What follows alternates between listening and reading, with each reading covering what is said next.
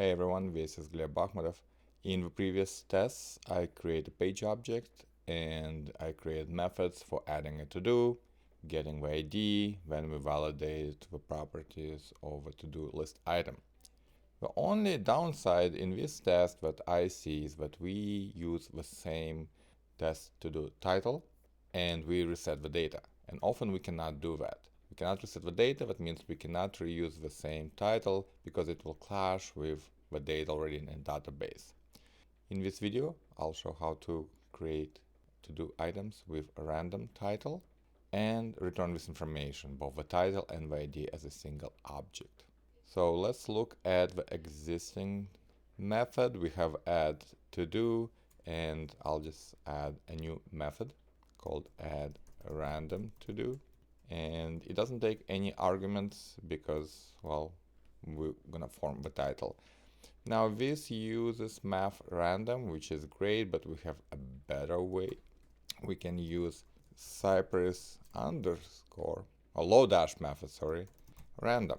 I like it because I can give boundaries like min and max, which is very, very convenient. And so this is the title, and then we can call add to do. So let's start a new test.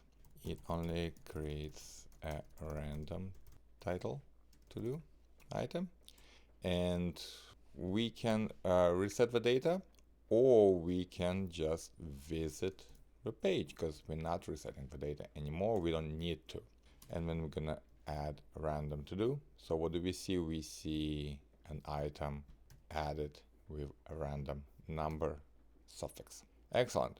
One problem is that we need to return this title because we want to confirm that the item is present on the page, and we need to return its ID so that we can check the element and its data sci attribute right here.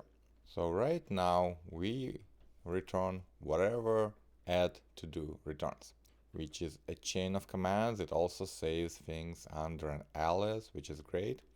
But we want to return an object with both the title and the ID. No problem, we can just attach things right here, and we can log this information so that it's clear to the user what we're getting from the page object during the test. And another trick that we can do, we can return title and ID and yield it as a single object. And right here we can say then, and what do we get? We get this object. We can deconstruct and get the properties that we want. We can use sci-eats command to get just one of them. But what we can do right now, we can get the to-dos and we can maybe find, actually no, let's just use sci-contains because this is so easy. So we're getting to-do that contains title and we're checking if its attribute is what we expect it to be. So this is the ID, and then this is the item, and it has the right ID. Let me point at what we've done right here. So we have a current subject, and inside then we are returning a new subject. Now we create an object and we're having two properties. And if we log the, let's say, the title, okay. Now the Cypress is confused. What do you want to do? Do you want to yield whatever this command, even though it yields nothing, but Cypress doesn't know that? Or do you want to return this object?